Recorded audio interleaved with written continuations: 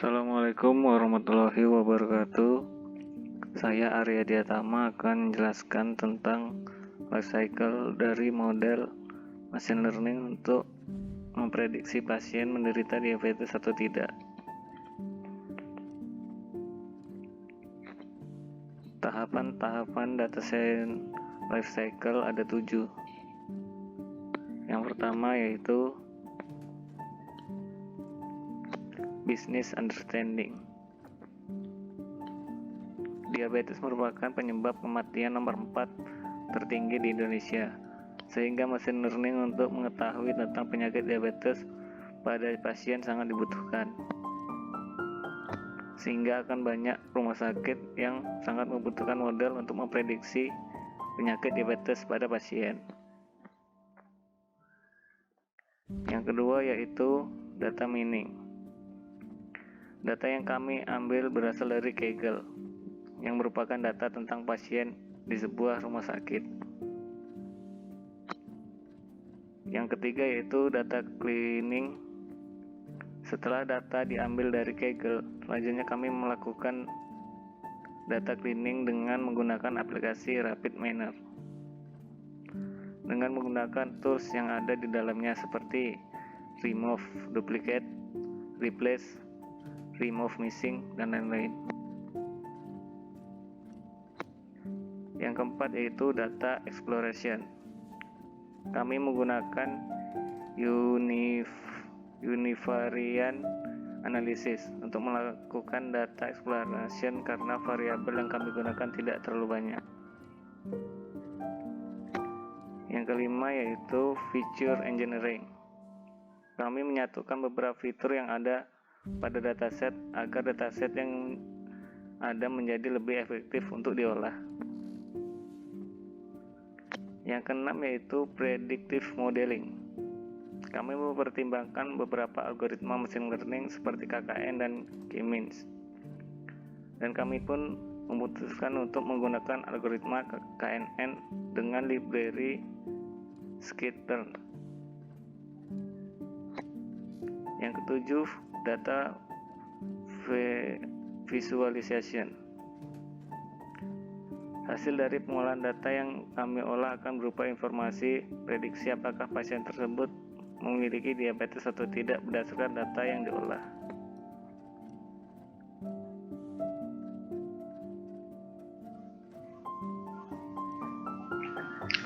Selanjutnya, ini adalah model yang sudah kami buat. Kami menggunakan bahasa pemrograman Python dengan library scikit-learn. Scikit-learn adalah library machine learning yang sangat populer untuk Python. Dalam kernel ini, kali ini kita gunakan untuk membangun model pembelajaran mesin menggunakan algoritma KNN untuk memprediksi apakah pasien menderita diabetes atau tidak. Yang pertama yaitu kita panggil dulu datasetnya. Datasetnya sudah kita buat yaitu diabetes CSV.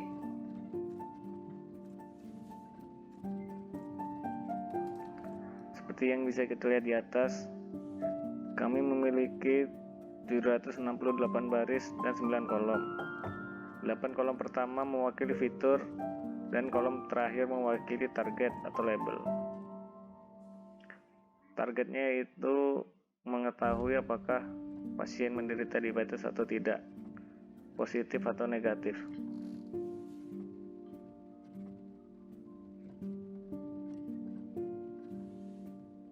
Selanjutnya, mari kita pisahkan data secara acak menjadi training set dan testing set.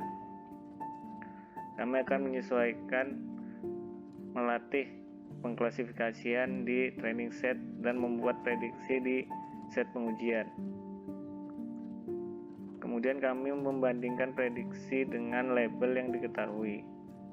Scikit-learn menyediakan fasilitas untuk membagi data menjadi training set dan testing set menggunakan metode train, test, split.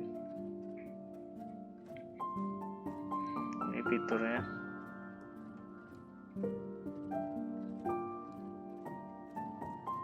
Ini merupakan cara terbaik untuk melakukan pemisahan.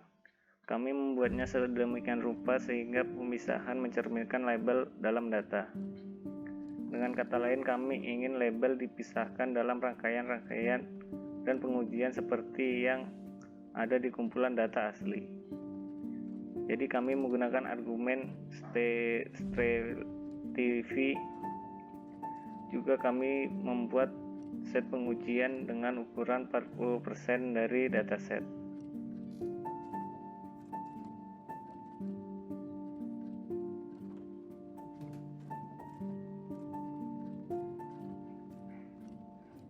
Kita melakukan pengklasifikasian menggunakan algoritma KNN.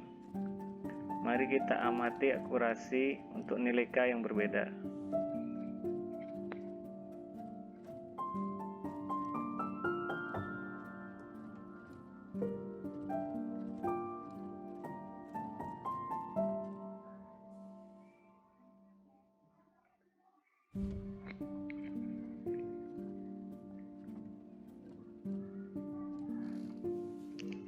Dapat dilihat dari diagram di atas bahwa akurasi pengujian maksimum untuk nilai K adalah 7. Jadi mari kita buat KNN classifier dengan jumlah tetangga 7.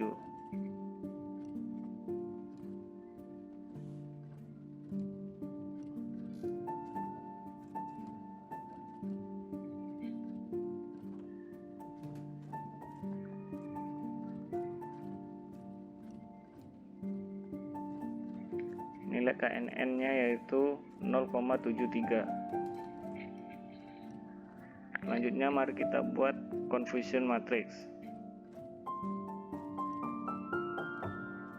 Matriks konfusi adalah tabel yang sering digunakan untuk mendeskripsikan performa model klasifikasi atau pengklasifikasian pada sekumpulan data uji yang nilainya sebenarnya diketahui. Sklearn menyediakan fasilitas untuk menghitung matriks konfusi menggunakan metode konfusi matriks.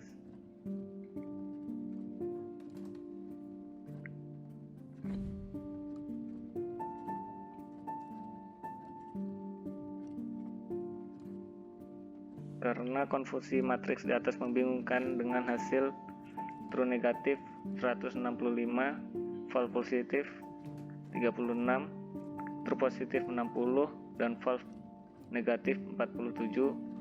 Konfusi matriks juga dapat diperoleh dengan menggunakan metode tab silang dari Panda.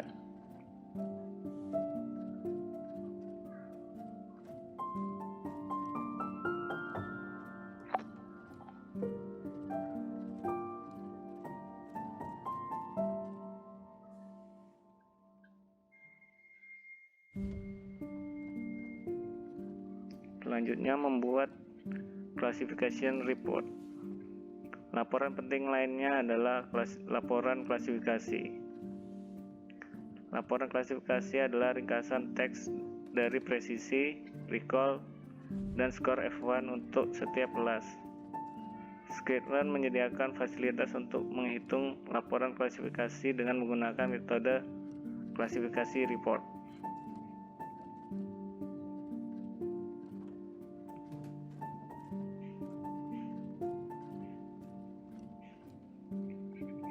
Dia hasilnya.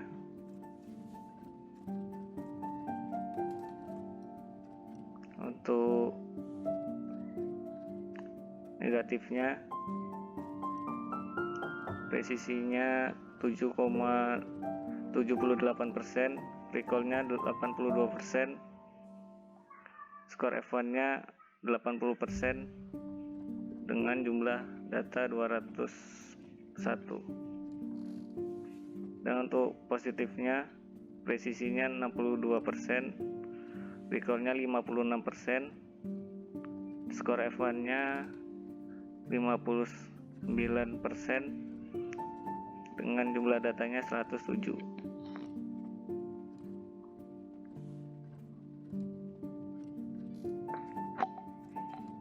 Selanjutnya mari kita lihat ROC, Receiver Operating Characteristic Curve. Ini adalah plot dari rasio positif benar terhadap rasio positif palsu untuk membagi kemungkinan titik potong dari tes diagnostik. Kurva KOP menunjukkan beberapa hal. Yang pertama, menunjukkan trade-off antara sensitivitas dan spesifisitas. Semakin meningkatnya sensitivitas, maka disertai dengan penurunan spesifisitas. Yang kedua, semakin dekat kurva mengikuti batas kiri dan kemudian batas atas ruang KOP, semakin akurat pengujiannya. Yang ketiga, semakin dekat kurva ke 45 derajat diagonal ruang ROC, semakin kurang akurat pengujiannya. Yang keempat, area di bawah kurva adalah ukuran akurasi pengujian.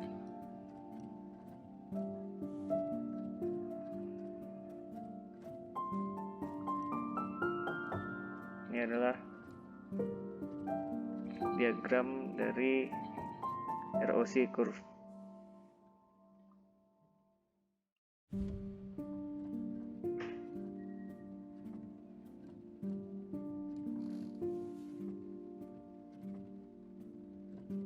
Yang melakukan validasi dengan menggunakan cross validation. Sekarang sebelum masuk ke detail penyetelan hypermeter, mari kita pahami konsep validasi silang. Performa model yang dilatih bergantung pada cara data dibagi. Mungkin tidak mewakili kemampuan model untuk menggeneralisasi.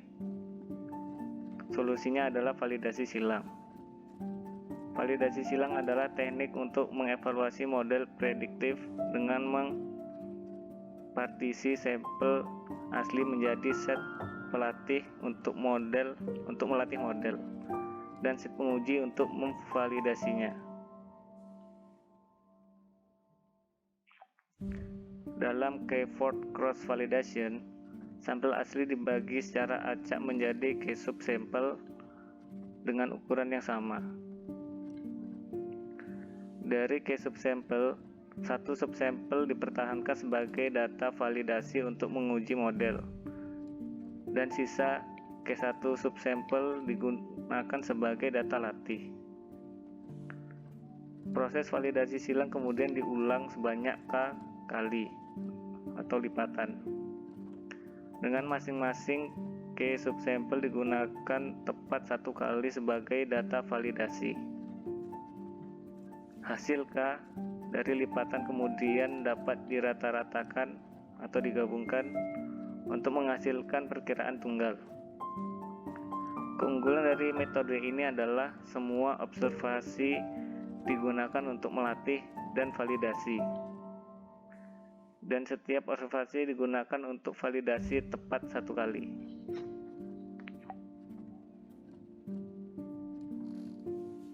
Hypermeter tuning.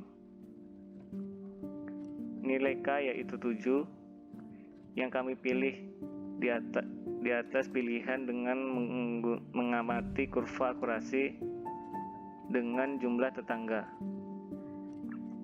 Ini adalah cara primitif penyetelan hypermeter. Ada cara yang lebih baik untuk melakukannya yang melibatkan 1. Mencoba sekumpulan nilai hypermeter yang berbeda. 2. Paskan semuanya secara terpisah. 3. Memeriksa seberapa baik kinerja masing-masing. 4. Memilih yang bekerja terbaik. 5. Menggunakan validasi silang setiap saat. Skripter menyediakan cara sederhana untuk mencapai ini menggunakan grip search CV, yaitu validasi silang pencarian grip. Ini skripnya.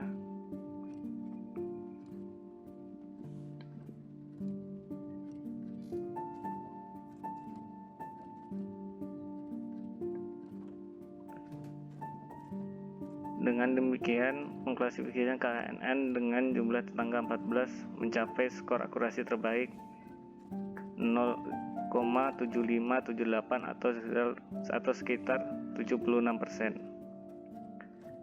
Jadi model yang kita buat akurasinya mencapai 76%. Sekian yang dapat saya sampaikan. Ada kurang dan lebihnya mohon maaf. Wassalamualaikum warahmatullahi wabarakatuh.